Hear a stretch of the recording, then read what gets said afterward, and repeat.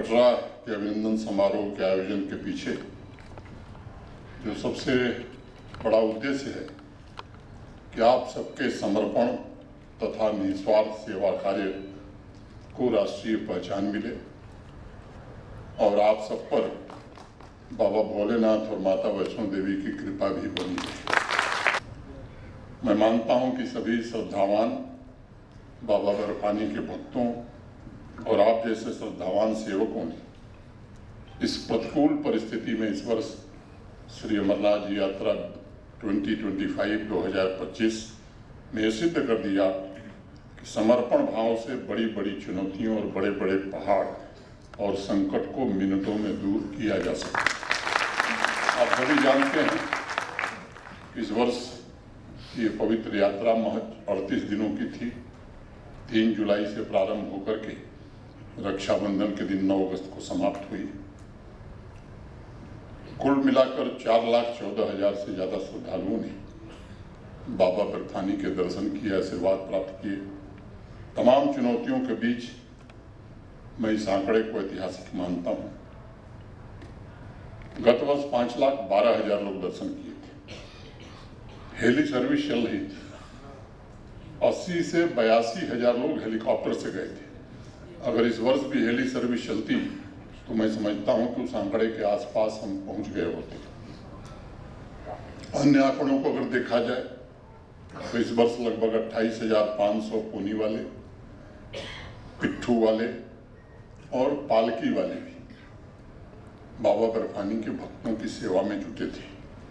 लगभग 6,500 से ज्यादा हमारे स्वच्छताग्राही, स्वच्छता के भाई हमारे दिन रात समर्पित भाव से काम कर रहे थे और मैं कह सकता हूं कि यात्रा के दोनों मार्गों को स्वच्छ रखने की जिम्मेदारी का बहुत ही सफलतापूर्वक उन्होंने निर्वहन किया।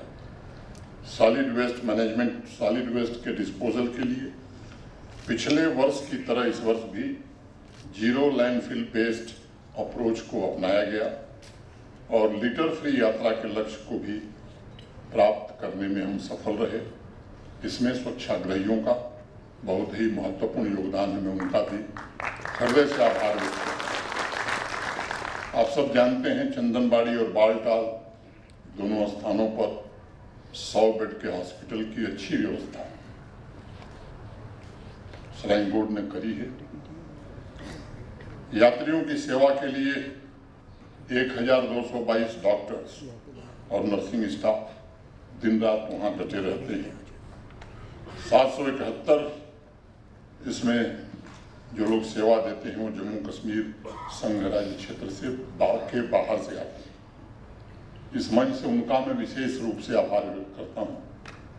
दोनों यात्रा रूट पर 90 से ज्यादा health care facility, 560 clinical bed की फैसिलिटी, 26 ऑक्सीजन बूथ स्थापित किए गए हैं और सभी मेडिकल प्रोफेशनल्स ने एक संगठित टीम के रूप में तीर्थयात्रियों की सेवा की है।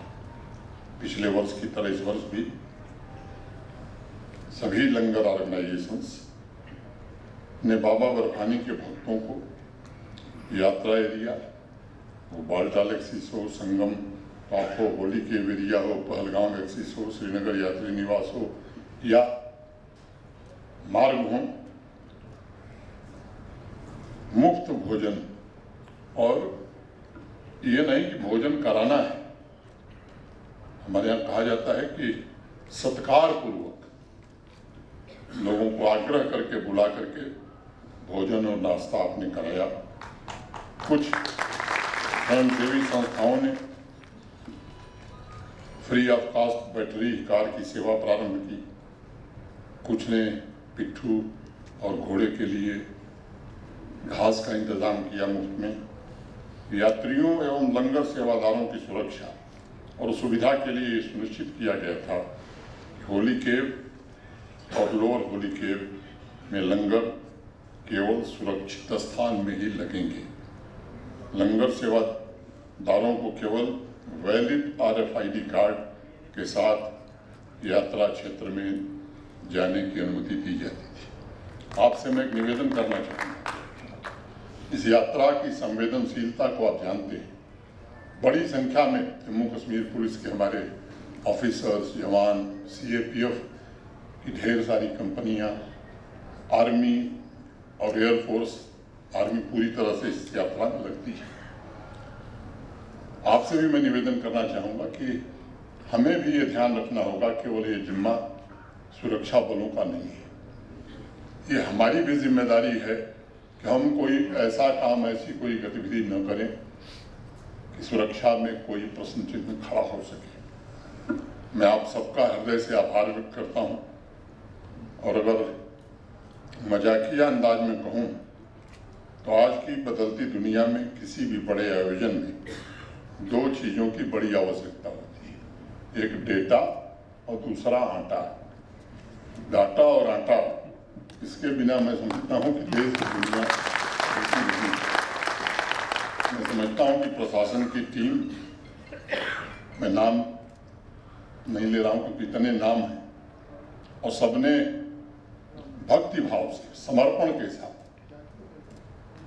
ये काम किया है और आप सबके सहयोग से दोनों व्यवस्थाएं, चाहे वो डेटा की हो या आटा की हो, दोनों व्यवस्थाएं बहुत ही बेहतर थीं। मुझे याद है 3 साल पहले बारिश हो गई थी, बालटाल कैंप में बड़ी संख्या में यात्री रुक गए थे, किसी का कॉल नहीं लगता था, किसी का मैसेज नहीं जाता था।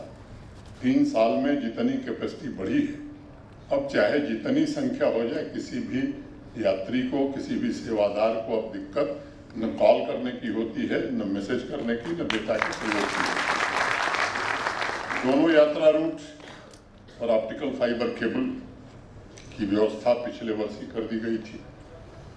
यात्रा ट्रैक के 7 लोकेशंस पर इमरजेंसी कम्युनिकेशन सिस्टम भी स्थापित किया गया है। डिस्ट्रेस कॉल को तुरंत एड्रेस करने की सुविधा भी उसमें प्रदान की गई है। दोनों यात्रा ट्रैक पर 82 बेस ट्रांसीवर स्टेशन BTS स्थापित किए गए थे। यह स्टेशन मोबाइल को नेटवर्क से जोड़ता है, जिससे आपको कॉल करना हो, टेक्स्ट मैसेज भेजना हो या डेटा का प्रयोग करना हो तो सुविधापूर्वक आप कर सकते हैं। इस अभियान में मैं भारत संचार निगम लिमिटेड, एयरटेल, रिलायंस जियो, इन तीनों को भी दिल से आभार व्यक्त करना चाहता हूँ। इन्होंने, जब हमने कहा है, पूरी क्षमता से इस काम को पूरा किया है।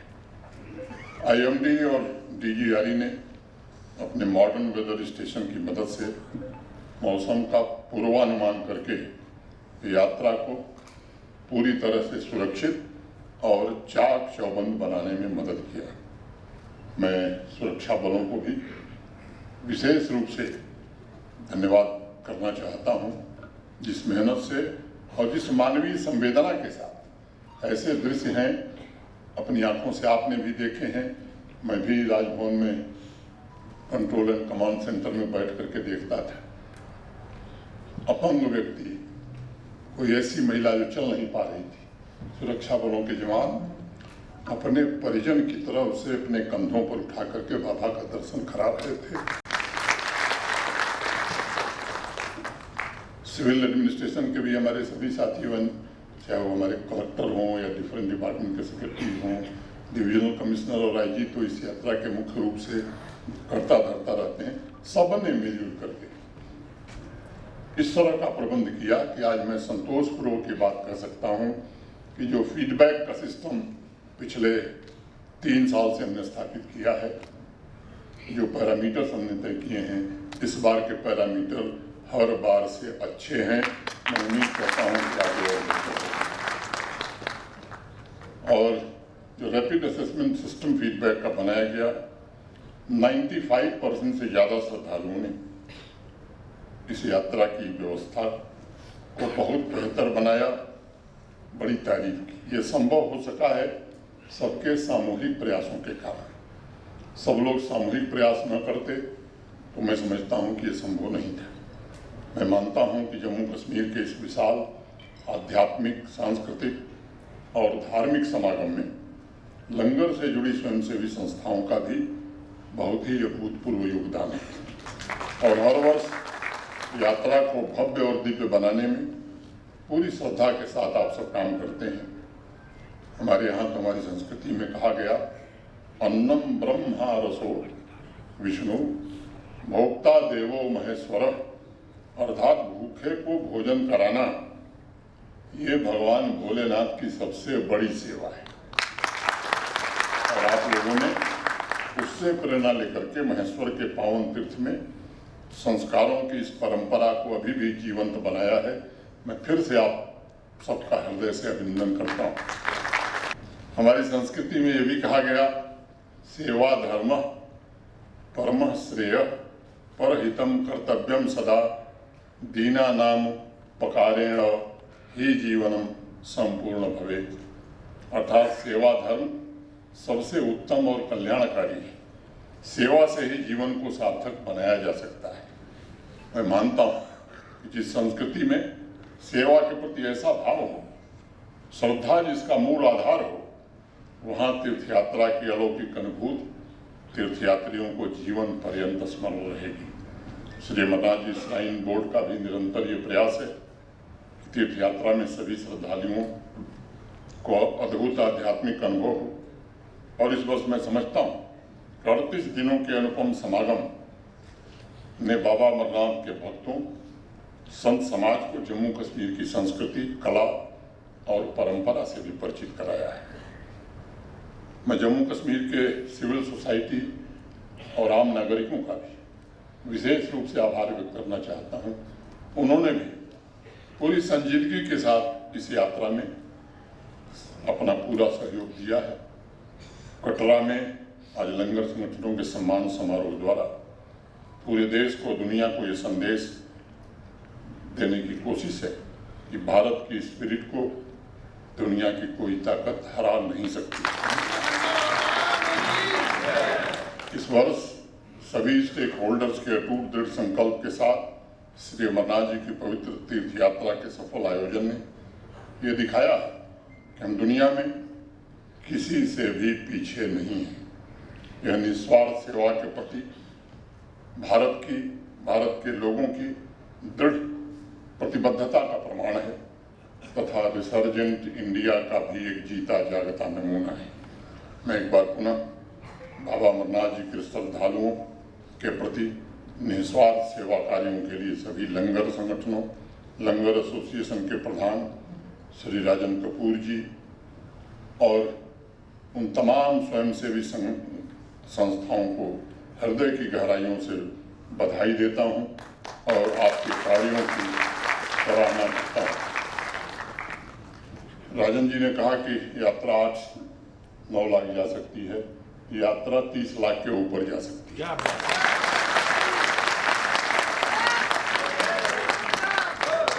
यात्रा का समय भी बढ़ सकता है और मैं मानता हूं कि व्यक्ति तो केवल निमित्त मात्र होता है और किसी व्यक्ति के बस का नहीं है कि वो सुविधाएं जुटा सके।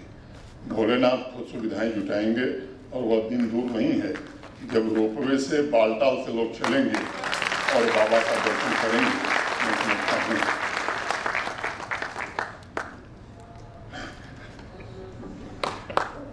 ये स्वप्न भी जरूर पूरा होगा।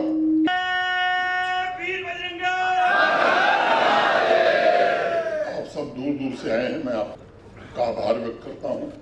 प्रशासन के अपने सभी सहयोगियों के प्रति दिल से सद्भावना और सद्भाव तथा धन्यवाद ज्ञापित करता हूं कि जब भी जरूरत पड़ती है, जब भी कोई आकस्मिक स्थिति आती है, तो जम्मू कश्मीर का प्रशासन जिस तरह से खड़ा होता है, मैं कह सकता हूं कि देश के दूसरे किसी राज्य में, किसी हिस्से में इस तरह प्रशासन खड़ा नहीं है। मैं फिर से आप सबको हृदय से धन्यवाद देते हुए मैं अपनी बात पूरी करता हूँ। धन्यवाद। जय हिंद, जय भारत।